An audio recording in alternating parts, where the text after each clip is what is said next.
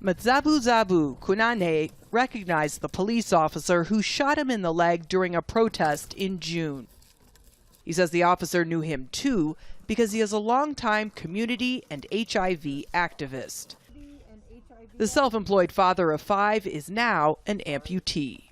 I am fighting I want to see a time where our life will be better than this. Whenever I'm sitting, I feel like crying. In fact, it's destroying me because I know what happened to me and I know who have done it. Protesters in Eswatini have been on the streets since June, calling for democratic reforms in Africa's last absolute monarchy. They accuse King Mswati of living lavishly while ignoring the poverty in this country of 1.1 million people. Amnesty International says more than 80 people have been killed and more than 1,000 arrested, including children and 2 members of parliament who remain in jail.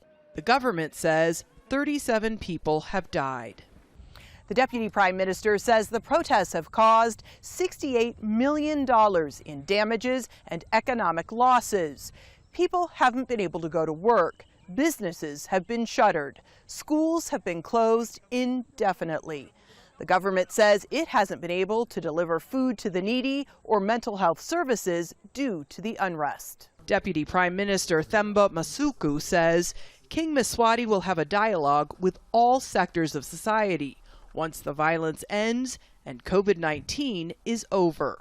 We are ready to engage, but it is important to note that any engagement must be in an environment of calm, It must be in an environment of peace. But protesters, including KUNENE, are showing no sign of ending their unprecedented push for democracy.